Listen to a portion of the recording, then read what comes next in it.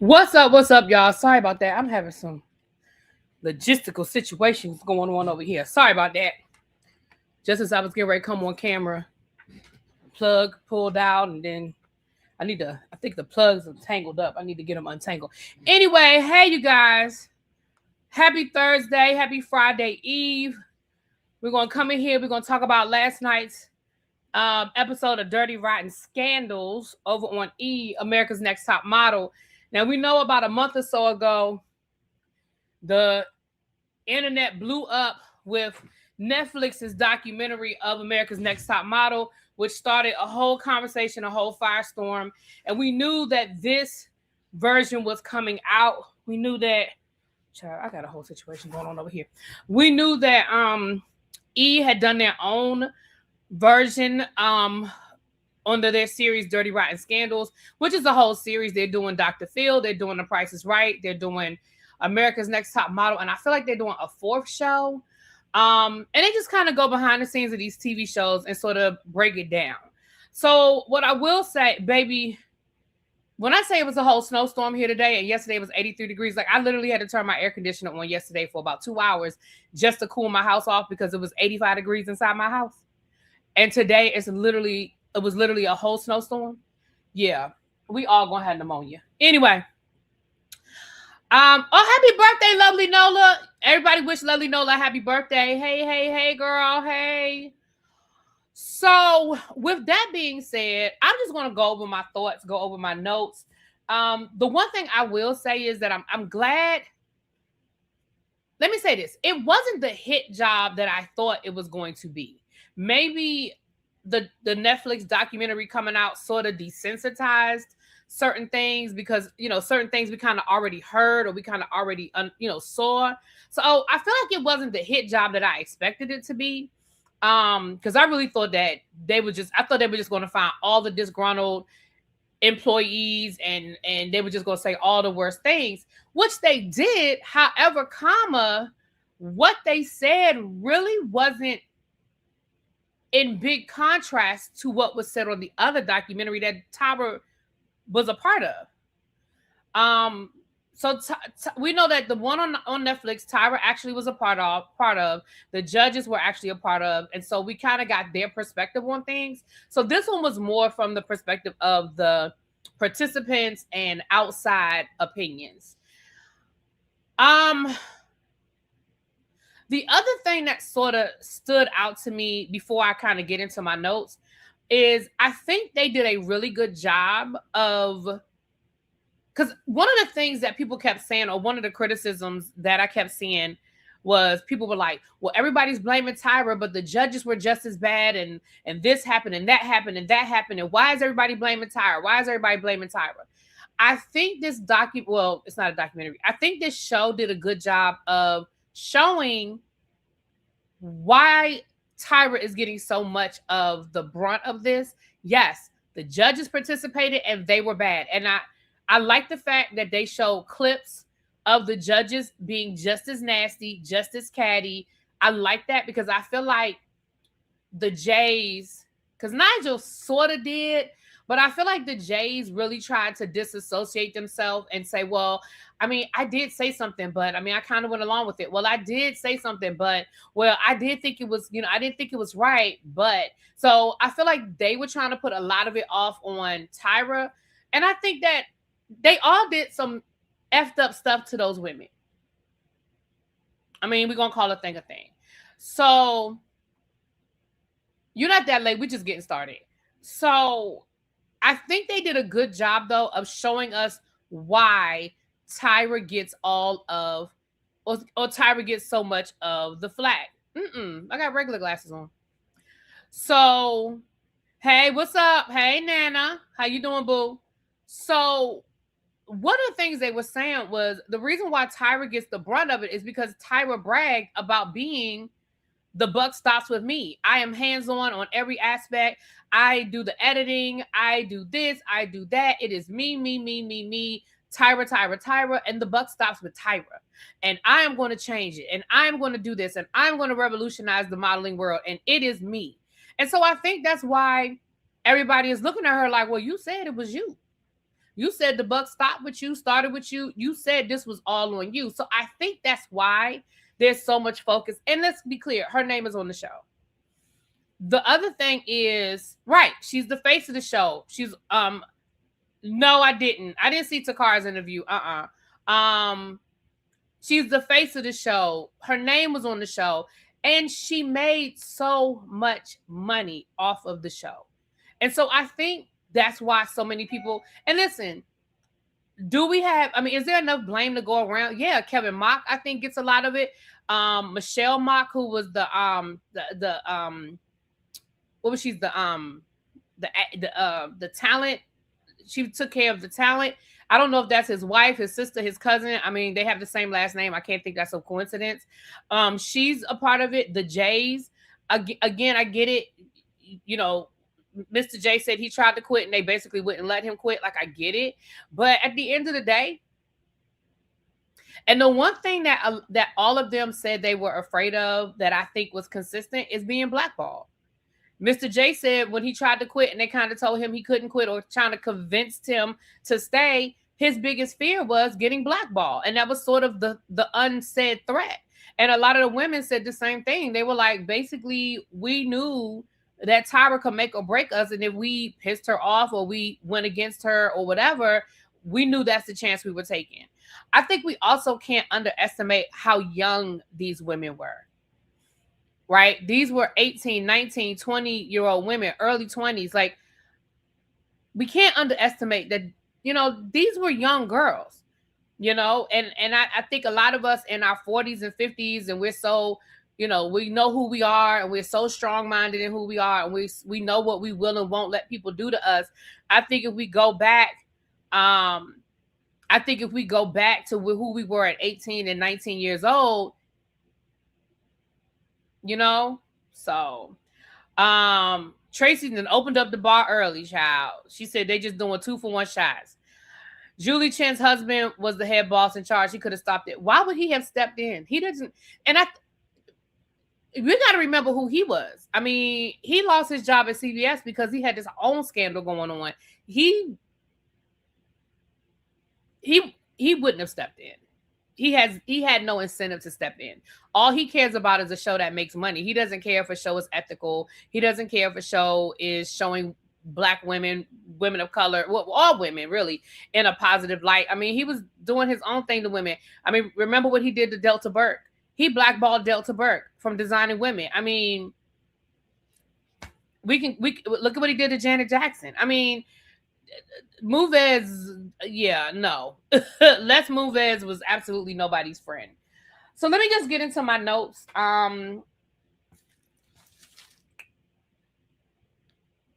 Okay, so I'm just going to kind of go through my notes because it was two parts. But I also think the culture is different. Now you really don't need the industry as much.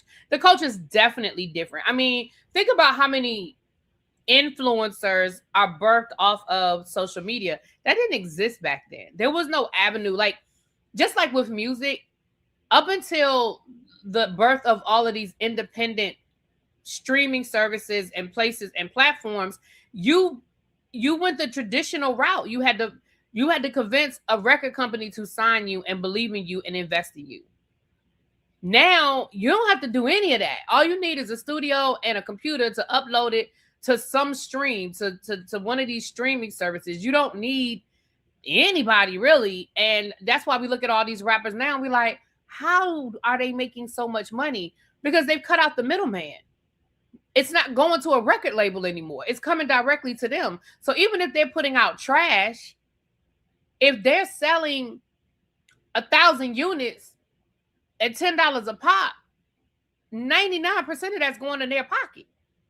You know, so anyway, with that being said, so the first thing I wrote down in my notes was that there is a psych eval that was done. And they said that everybody went through a psych evaluation. So, you know, when they start talking about, and they said part of the psych evaluation was for them to find out who you were. They would dig into your past and they knew all of your information. They knew, oh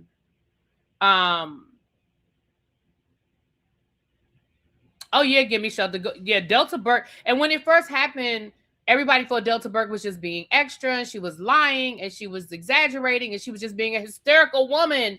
And now, fast forward, we realize no, it was legit. Like a lot of stuff has come up that what Delta Burke was saying was actually true. Anyway, I think she wrote a book. Don't say for certain, but I think she wrote a book. And so Lisa DeMayo, she said that was one of the first things that when she came out there, she talked about her childhood and her childhood trauma and her mother who abused her. She talked about being sexually assaulted and all of those different things. I'm not ignoring y'all. I'm ignoring you. Anyway, and I'm not ignoring you. I'm not reading every single comment, Cajun. Calm down. Calm down. So Tyra was a villain, but not the only one. Yeah, she wasn't the only one. I think there was enough to go around, but I do put her at the top of the pyramid. But let me go through the notes. So what Lisa was saying was in the psych eval. Yes, it was a psych eval, which most of these shows you have to go through some sort of psych eval to be cleared and make sure that you are, that you are okay. I put that in air quotes because what is really okay. But they use the information that you shared in your psych eval, and those were the things they used against you. So like when Ebony talked about how Tyra basically outed her, she was like, look, her thing was, and I'm glad they explained it differently on this one than they did on the last documentary. Because on the last documentary, I was kind of like, yeah, it wasn't cool for Tyra to maybe put it out there publicly, but what was the big deal if you were open to your family and your friends? I mean, she outed you, but she didn't really out you. That was my attitude when I first watched the documentary on Netflix. But after watching last night, I feel differently because what she was saying was, or what they were saying was, we have to take it back to the 1990s when you just did not see a lot of queer people being celebrated on television. And her thing was, yes, my close friends and family knew I was gay, but it was not my intention to become the face of Black queerness on national television, or at least not that be the first thing that people learn about me. I mean, that was one of the first things that Tyra said. Well, you're a Black woman. I mean, you're a gay woman. How do you feel about that? What do you think people are going to say about that? And she talked about the fact that she literally got death threats. She said she had churches reaching out to her, telling her to repent and stuff like that. And she was like, it wasn't that I was ever ashamed of the fact that I was a gay woman. And it wasn't that it was a big deal. It was that she did it without my permission. She put it out there and she threw it out there like it was just another. So how do you feel about being tall? How do you feel like being short? And she just threw it out there. Yeah, it came on last night. And without asking her permission and without putting any layers on it. And so I'm glad that they did sort of talk about that. Let me put a pin in that. The other thing about the House of Scandal, Dirty Rotten. I said the House of Scandal, Lord. Dirty Rotten Scandals last night, they came from more of a cerebral point of view. They did a lot of, and I'm not going to say it was always fair, but they did a lot of psychoanalyzing of like a think piece, right? It almost was like a think piece kind of thing. They talked a lot about, sexuality and feminism and protecting not just Black women, but yeah, Black women, protecting women and Black women and what Tyra's obligation was as a Black woman. I don't always necessarily agree because at the end of the day, she was a producer putting out a show. But I do agree from the point of view that she promised them that because there was a promise about doing it differently and not treating them the way the industry treated her. And it's almost like she did to them what happened to her times 20. But we'll get deeper into it. But again, they did do a lot of breaking down of feminism and sexuality and narcissism and like all of those like big, those big words, right?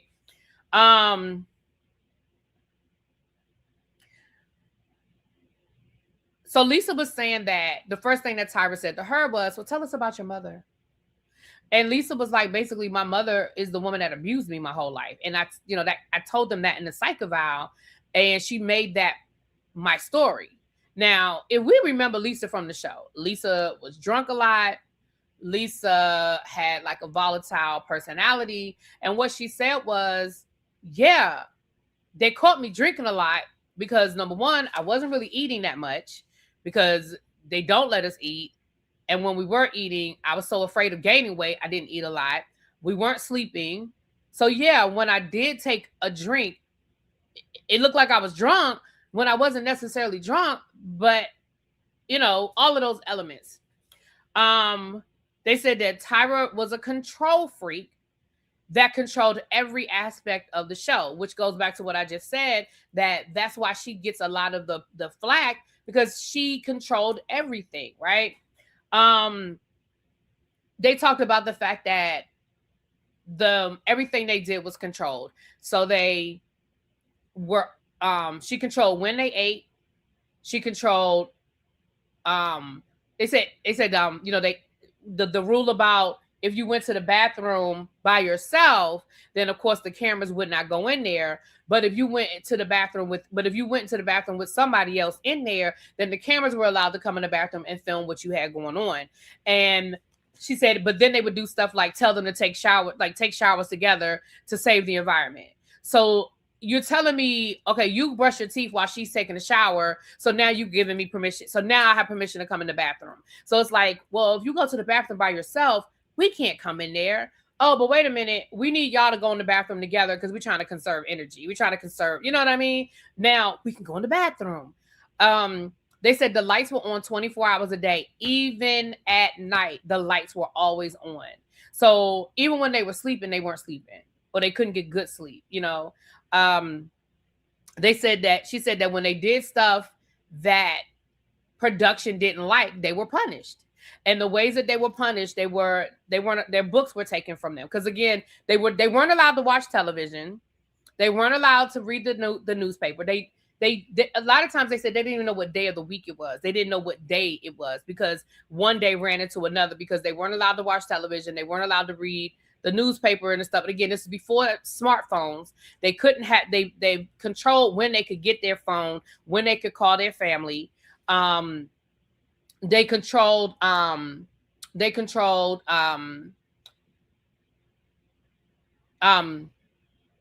would take their headphones from them, their iPods, because back then people had the iPods.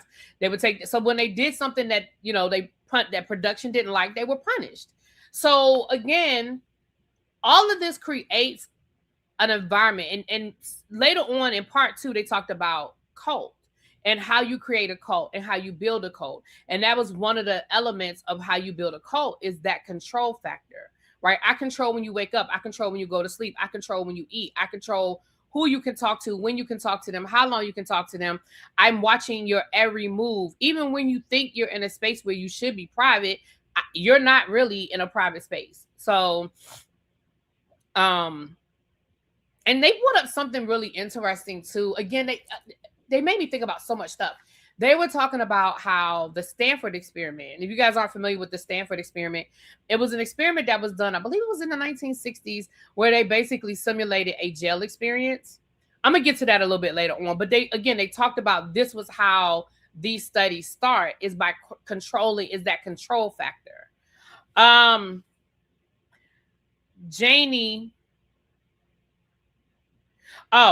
Jasmine Dickens, who, again, I thought Janice, excuse me.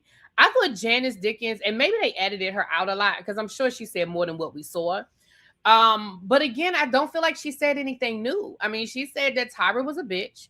Tyra was a control freak. Tyra was mean to those girls. And she said she was used as the Simon Cowell. She was encouraged to be mean. She said she was encouraged. She said she would say something and they would tell her, be meaner. Say it more aggressive. Add more to that. That was good. Give us more. And so she said it was almost so that Tyra could stand back and play good cop to my bad cop. But in all reality, I was saying the things that Tyra wanted me to say. I was saying the things that they encouraged me to say. And I was used as that Simon Cowell character with these girls. Now, again, I'm not absolving Janice because you did it and you like doing it. Let's be clear. You liked being a bitch. However, I can see where she was put in that position to be bad cop, say all the horrible things, so I can step in and say, well, it's not that bad. What Janice you're doing, Janice, that's mean. Like, I could see that, right? They said that the deliberation, like, again, I watched Top Model up until they fired the Jays. Every season, every cycle until the Jays got fired. I loved the show, full disclosure. So they were talking about when they did the day of deliberation, they said she said the deliberation that you guys saw that was edited down, she said it wasn't even and when I say she, I'm talking about the contestants. They said it wasn't even a fraction of how long those deliberations took. They said sometimes we were literally standing in front of the judges for hours. They said every week somebody passed out. Somebody passed out every week. Like, when we saw the few people that did pass out, they were like, that's nothing. They said production will actually tell them, if you feel lightheaded or you feel like you can ready to pass out, raise your hand. Don't be ashamed. Raise your hand so we can come and get you. But they said what we saw was edited down. And they said that those were 12-hour work days. And they said sometimes when they were doing that final elimination, it was the middle of the night. When they were doing the final, I have in my hand 12 pictures of women that are going to continue to be America's next. They were like, sometimes it would be in the middle of the night when they were doing that final elimination. And so, of course, now we're talking about the anxiety of a 12-hour, 14-hour workday, and at the end, you don't know whether you're going to go home or not,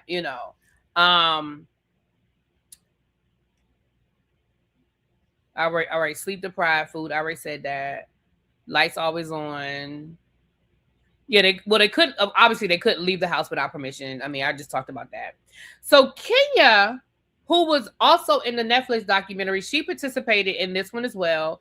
And again, she talked a little bit more about the Africa story.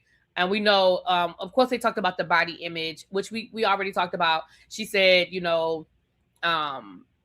said that after the show, she said it would take her years to eat in public just because of how scrutinized she was on the show about, remember, they were talking about how it was edited to show she always had food in her mouth because she was picking up weight to show, and so she said she was so self-conscious about eating in public after the show. She said it took her years to feel comfortable just eating at a restaurant or eating out, out in public with her friends. Right, Harold, I agree. They told the Africa story again, and once again, they showed, whereas the Netflix show what Nigel said, but it didn't show what the J said so much. And Miss J actually said, well, she's going to have to learn how to, like, that shouldn't have interfered with her, with the shoot. I mean, if a client is the client wants what the client wants, and her uncomfortability should not interfere with her giving them a good picture. And she said that I thought that I would be applauded as a woman. I thought that I would be applauded for standing up for myself and for taking control in a situation where I felt like I was being harassed. I felt like I was being, disrespected. And I thought that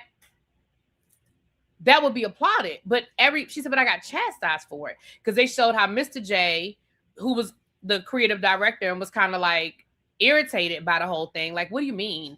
You're uncomfortable. Oh, well, so what? We're all uncomfortable. Like, and she said that guy literally, while they were dancing, that guy literally had an erection. She said, I could feel his erection. And I'm telling them, I don't feel comfortable. This is making me uncomfortable. And I thought I would be rewarded, and I was chastised. Then I forgot all about this one, because again, certain things life just be life. And I mean, this shit was 20 years ago, but I didn't remember this until I saw it last night. Remember Jada, when they had to do the commercial? They were in Italy, I think it was, and they had to do the commercial. And that guy told her he didn't like black women. And it wasn't just like, He was racist, period. We're not going to sugarcoat it. We're not going to come up with no ifs, ands, or buts about it. It was racist. That man told her point blank, I don't want to kiss you because I don't like black women. Yet and still, she was the one that was chastised because she was upset by it. Like, she literally was crying. And they still made her kiss this man. They still made her move forward and do this whole commercial where she had to kiss him with a man who told her point blank, yeah, I don't even like your kind. And and the thing is this. Why is she the one that was chastised? He should have been the one fired. He should have been the one kicked out. He should have been the one to be to deal with the consequences, because that is some racist shit. And if anything, he's the one that was being unprofessional, because whether you like black women or not, you took a job where you got to kiss a black woman. Do it and get the fuck on. Because here's the thing, none of us would have known if you hadn't told it. But again, the onus of the situation was put on her as a black woman, that she was wrong. And again, no, I take that back. That's when Miss J was saying, well, that shouldn't have stopped her from doing the job. What do you mean that shouldn't have stopped her from doing? And let's be clear. Again, we're adding the element of all the other things we talked about, right? These are young women. A lot of these women, it's the first time they're even out of the country. This might be the first time somebody told her straight up to her face, I don't like you just because you black. I mean, I don't know. I don't know. That's the other thing that one of the women said. She was like, yeah, these were scenarios that potentially these women could be in if they're going, through the modeling industry. But at the end of the day, these were fake scenarios for a fake show. So allowances could have been made in certain situations, and that's one of them. You fire his ass. Oh, you don't like black women? Cool. The owner, the producer, the executive producer of this show is a black woman, and we don't like you either. So you can go. Like, I feel like I would have much more applauded Tyra if that is how she handled it. If Tyra had rolled up on that set and said, so you don't like black women? Well, guess what? This black woman is your boss. This black woman is going to sign your check, and your services are no longer needed. Do you know how viral that moment could have been? And I know this was before viral moments, but do you know how viral that could have been? How empowering that would have been if Tyra had called, or even if Tyra had just called his ass into deliberation and said in front of the judges table where you have Mrs. J, Mr. J, Tyra Banks, all of these people of color sitting in front of you. Oh, you don't like black women? Well, this black woman is about to fire you. You know what I mean? But instead, it became her fault because she was affected by it. But I had forgot all about that, child. When they brought it up, I said, "Oh my gosh!" Then they had a whole conversation about, yes, Tyra brought in all of this diversity, but she brought in this diversity just to say that she had diversity, only to chastise the people for not being the model ideal. So of course we talking about the plus size models, right? I told you guys that I've always used that example of,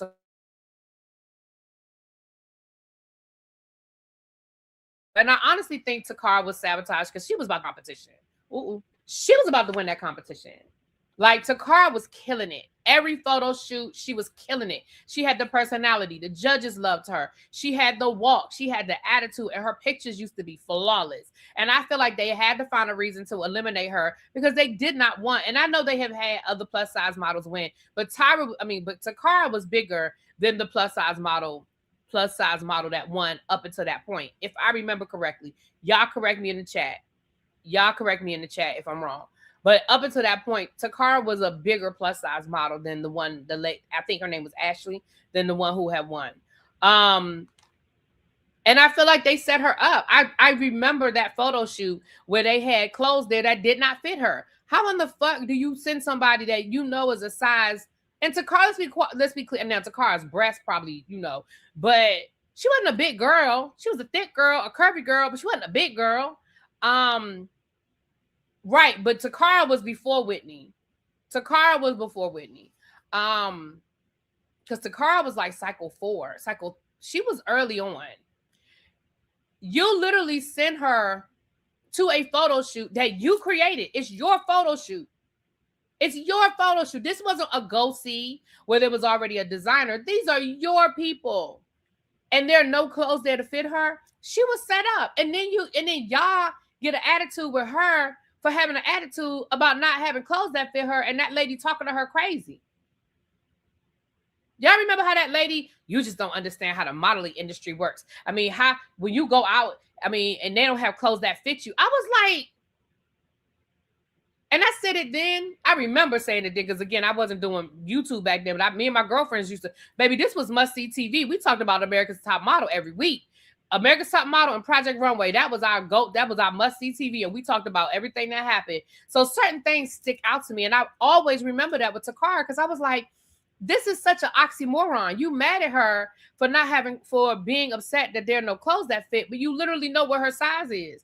This is your fucking photo shoot. Why aren't there any clothes there that fit her? And that was the episode she got eliminated. And that was like maybe 1 episode or 2 episodes before they did they went out of the country and, did the last, y'all know what, once they went out of the country, they were coming to the tail end. But I really feel like that was like, it was towards the end. I mean, I don't remember the exact episode, but it was towards the end. I feel like she was like 2 episodes away from that final, like that we're going out of the country episode. But either way, I always felt like it was a setup. And then they talked about Isis, who of course was the first trans model on the show.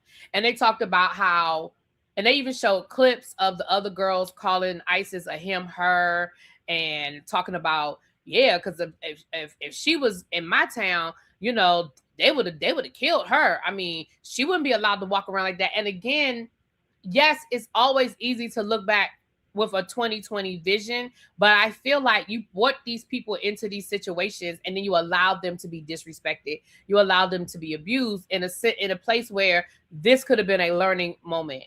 Like when production heard those models calling Isis a him, her, that should have been a education moment. That should have been hold on, we need to have a conversation.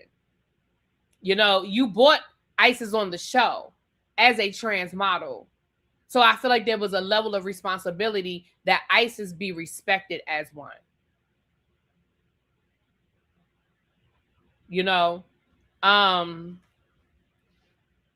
Right, Universal Goddess. Takara was brought on for the look of inclusion and kept for that purpose. I don't think they ever intended for her. They didn't, but I don't think they intended her to be that good either. See, I that's why I said I feel like they had to come up with something. You know what I'm saying? What's up? Yes, it's Snow, honey. It's Snow, powerful. What's up, boo? I already talked about Ebony, Isis being gay. And then what was the other girl that was gay? The other white girl, Kim. Then they had the nerve because Kim was openly, and Kim was like, I'm here, I'm queer, woo, woo, woo. And then she got chastised for being too gay.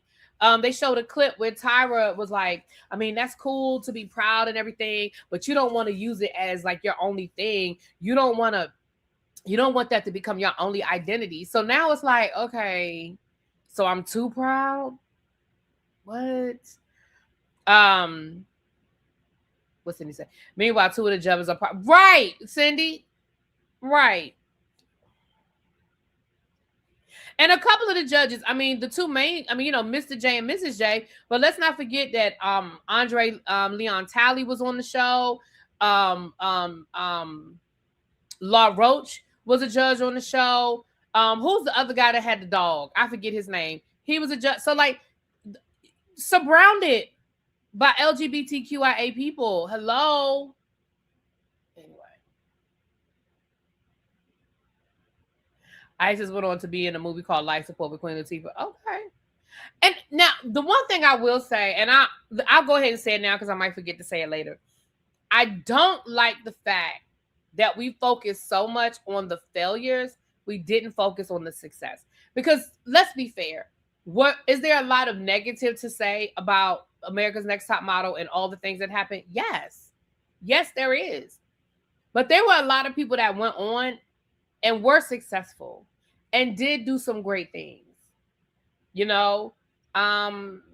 So Winnie Harlow, what's the other the plus size model that came back later, ended up being one of the hosts.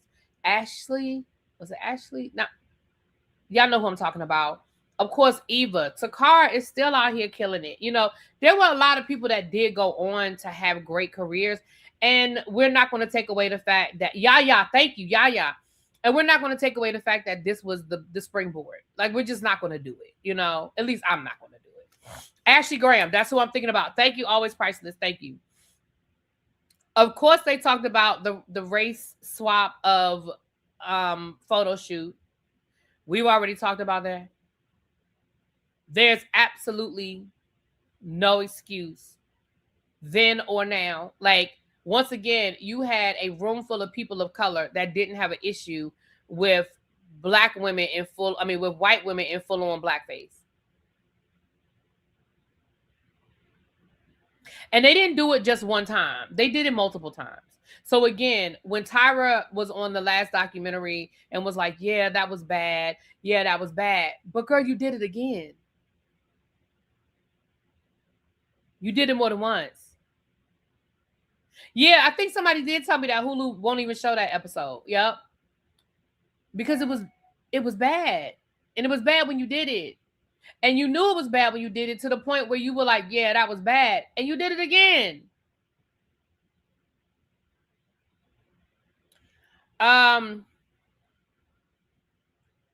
Toothgate, of course, we talked about that on the last documentary. And they talked about how they made Danielle close in her gap, but then a couple of cycles later, they actually expanded a white woman's gap.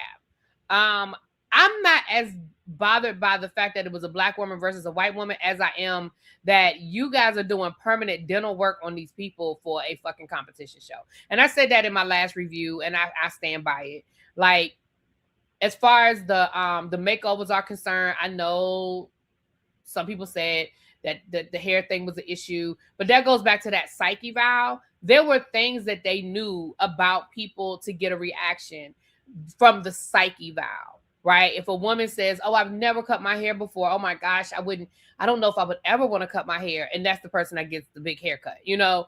Or, oh my goodness, I tried to be blonde one time and I burnt all my hair out because I dyed my hair blonde and I used too much peroxide and all my hair fall out. Or she's going to be the one that's going to get a blonde hairdo. You know what I mean? Like that. Those are the things that they did.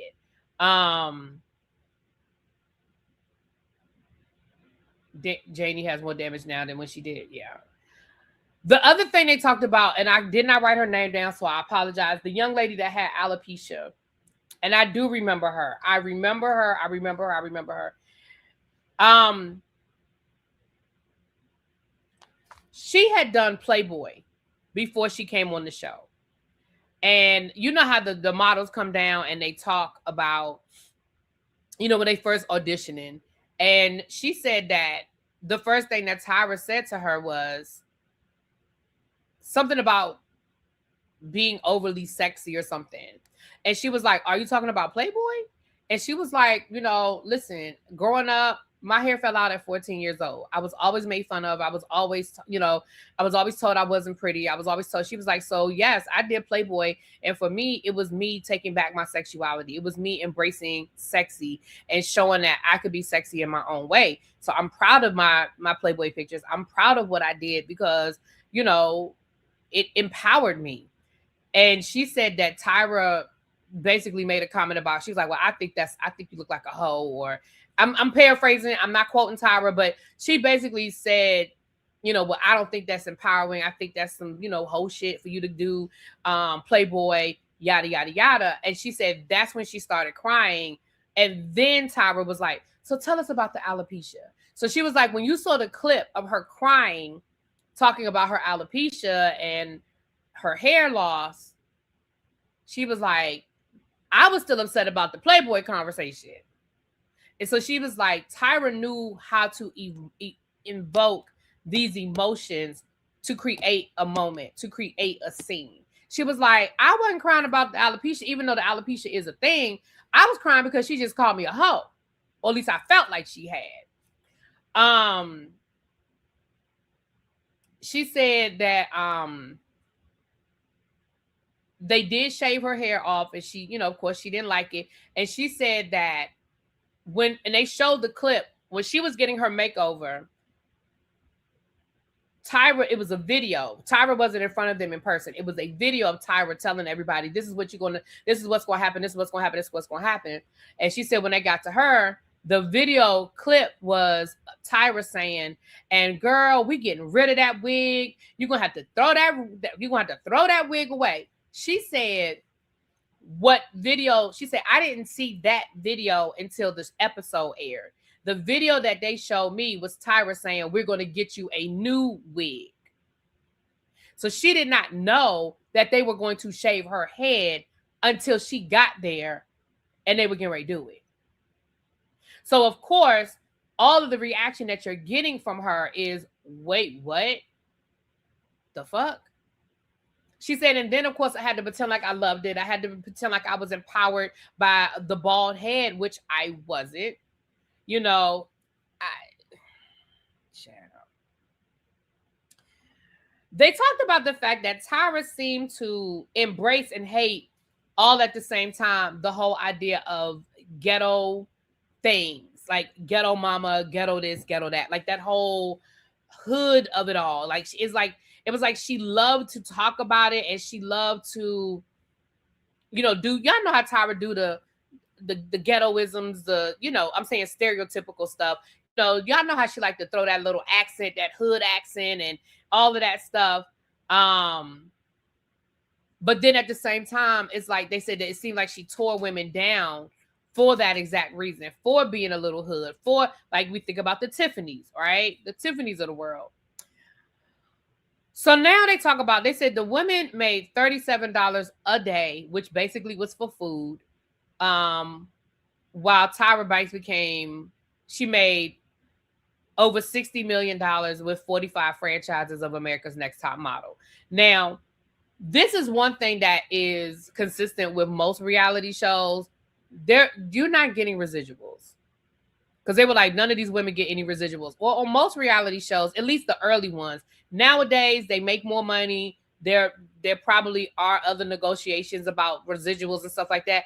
But most of those early shows, those people didn't make any money. So I don't think that's different.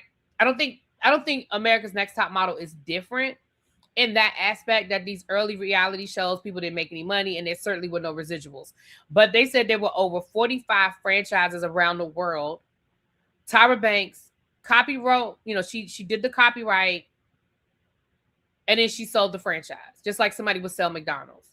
You know what I mean? When you are the owner of McDonald's, but it's a franchise fee. So all of these different spinoffs, and they said that $60 million in 1995 versus $60 million today. They said that Tyra became a mogul off of this show, while these women made no money. So then they talked about the winners and what it actually meant. They said that, and again, this is true for all of these shows where you win something at the end. You win $100,000 contract. Well, for a lot of people, they think that means you're winning $100,000. No, that's not what that means.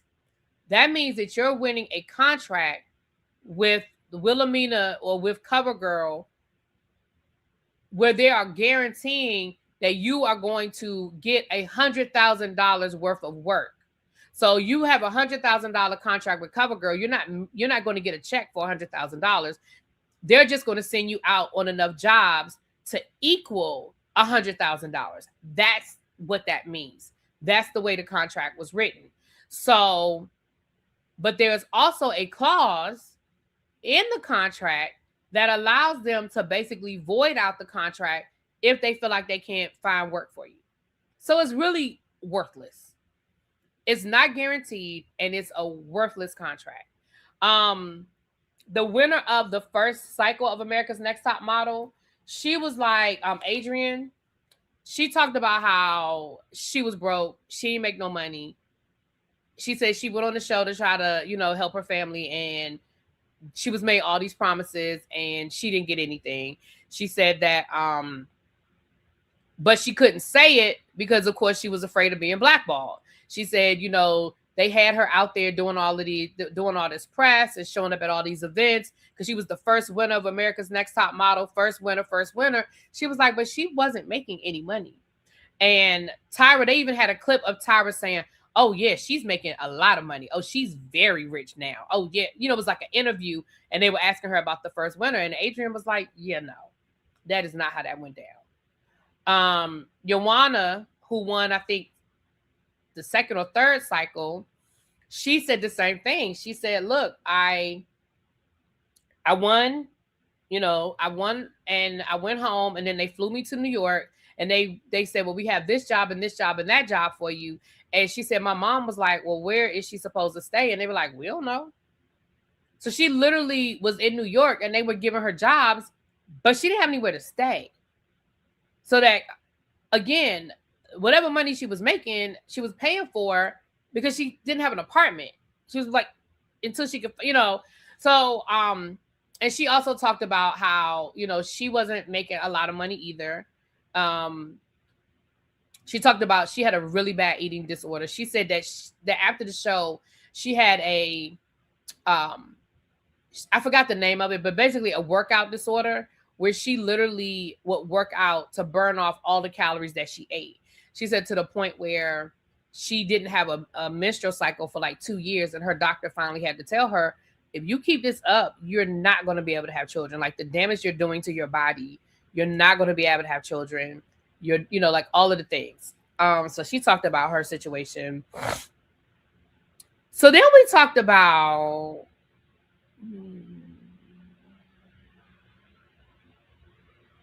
Angelique. Angelique came back for All Stars. She was on the show. She was eliminated. She was from Buffalo. Again, she was a little rough around the edges. She was edited as the hood girl. And so she said when she got eliminated, she thought that, cool, now's my time. I got eliminated, but I made it kind of far. I've got this portfolio. And she said, of course, nobody would hire her. And so she said that when All Stars came back around, that's why she came back for All Stars, because she thought, this is my chance at a second chance, change the narrative about me, and maybe, this will open up some doors. So she came back for All Stars. Her and Lisa DeMayo were back, they both were back for All Stars. And that's when they were talking about the brown paper bag, the Stanford experiment, because she said literally they had the women riding around in a van with brown paper bags over their face that they were not allowed to lift up for hours. And again, Lisa was like, this takes me back to the Stanford experiment, because that's what they did with the Stanford experiment. They kept the participants with brown paper bags over their face for hours before the experiment started.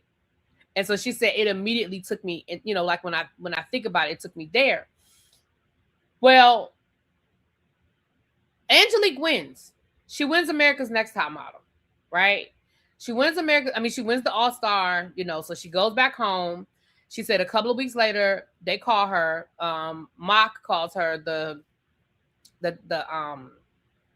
talent. She's in charge of talent. She called her and was like, hey, we need you to come to New York. So she was like, they flew her out. They had a meeting at the Mandarin Orient, hotel. She was like, oh yeah, this is 5-star hotel. I'm good. I'm ready to, I'm about to do this, And she said they call her into a room and they basically tell her, we can't give you any work. Like, we're gonna have to disqualify you. You're not the winner. We can't air that you won. And she was like, what are you talking about? They said, well, because you've been doing sex work. And so we can't air that you're the winner. Well, come to find out. So here's the thing. My issue, if I'm being honest, my issue isn't that they disqualified her because she was doing sex work. Because they said that the client, who was CoverGirl, was like, yeah, no, she's been doing sex work. Absolutely not. The client has every right to say that. I remember Frenchie getting disqualified from American Idol because they found out she had done, I think, some pictures or something I remember Kelly Clarkson, it was after she already won, but it came out and there was a whole hoopla about that she had done some pictures or something when she was a college student, whatever. I mean, Vanessa Williams lost her crown as, Miss America. So, like, that part doesn't bother me. The part that bothers me is that they knew all along. Because she said when she did her interview with Tyra, they said to her in the beginning, don't be ashamed of anything you've had to do to survive. We understand. And she was like, so they knew. They knew. She said they absolutely knew before they even let me get in the competition, before they let me get all the way to the end of the competition, before they let me fucking win the competition, they knew that I had done sex work. And they waited to create a moment to, once again, create a storyline about me winning, only for them to say, oh, well, Angelique was disqualified, so we have to redo, and it was down to the next two, which one was Lisa and one was this other girl. And so Lisa actually won. That's how Lisa won All Stars. And so, of course, the story became, why was Angelique eliminated? What happened to Angelique? And she was like, they didn't have to say I was eliminated. I mean, I was disqualified. And then they could have just said I got sick. They could have come up with any other thing, but they left it out there. They left it hanging on the internet. So that became what went viral, was Angelique being disqualified and them not saying why. And again, that's my issue. My issue is y'all knew. Like with Frenchie, they disqualified her and they kicked her out of the competition immediately. With Vanessa Williams, she was stripped of her title, right? I just feel like letting her go all the way to the end and letting her win, that's diabolical to me. That's the diabolical. Hold on, let me see what my boo Mims is saying. If Tyra was really interested in changing the negative aspects of modeling, she would have had nutritionalists on set and did challenges surrounding healthy eating. It's not rocket science. Instead of pricing bagels and showing the girls eating them on a loop while calling them fat. Yeah. And Mims, they did a good job of that. They did a good job of talking about how they know that Tyra probably dealt with a lot of shit as a model, as a young model, because she was awkward, because she, was coming in. They talked about the whole bullying between her and Naomi Campbell and all of that. And they said it's almost like she took her trauma and wanted to put her trauma on these women times 10. And they talked about that. They talked about that, she probably dealt with a lot of these things that she put on these women. And it was almost like it was her masochism. Is that the word I'm looking for? That she put it on them. If that's not the right word, my apologies.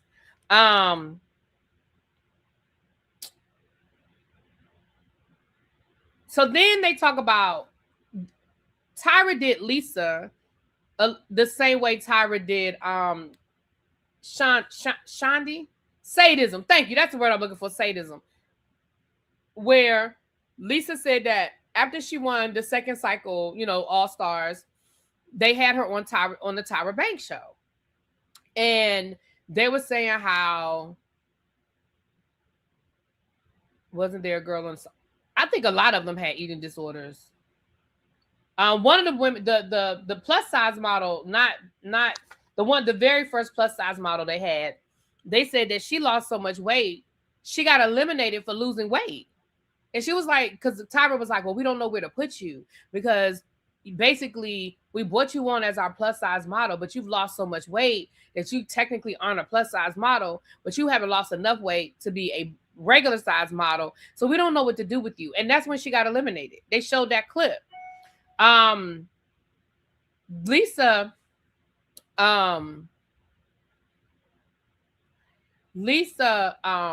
went on the show, and it was supposed to be like after she won cycle 2, All Stars, yada yada yada.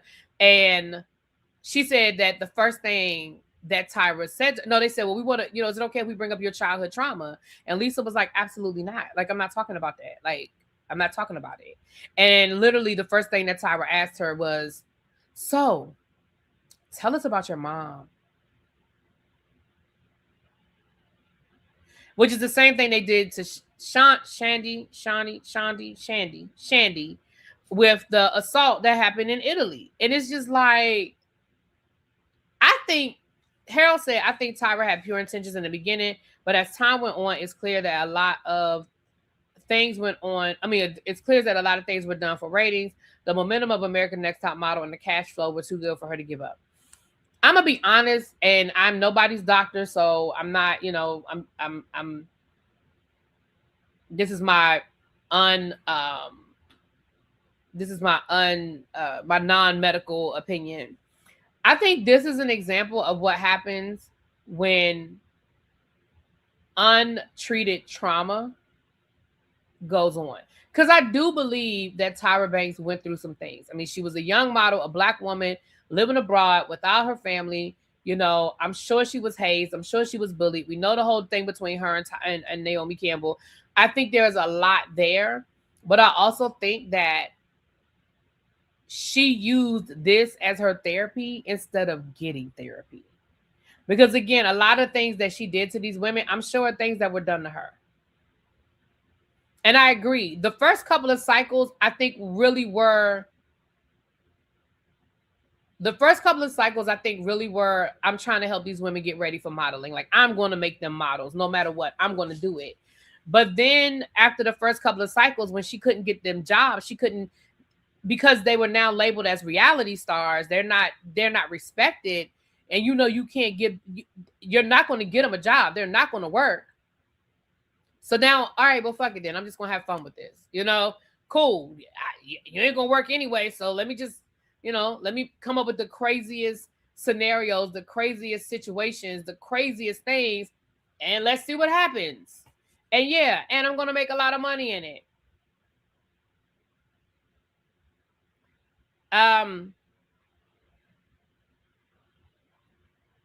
I think, me personally, I think this was a better perspective of the lens of Tyra Banks, maybe. I think both documentaries did a good job of telling the story, exposing certain things. Even with the first documentary with Tyra Banks being a part of it, and I think some things they may have walked, you know, I don't think they walked on eggshells as much as people feels like they did. I think they did a really, really good job of showing the dark side. I just think that, I do think it's fair to say, in spite of all of these things, there were some people that became successful that did create careers. Even the ones that didn't go into modeling have made money. Like Joanna, she's now a fashion correspondent. She's probably making more money as a fashion correspondent than she ever did as a model. Kenya has her own modeling like group. Like she trains people, women, girls, whoever, women, men, whoever, to be models. And she seems very successful at it. Like these women, some of these women have gone on and done some great things. And I do feel like it's fair, even though this show was called Dirty, you know, it was Rotten Scandals. That's not their job. That wasn't their intent.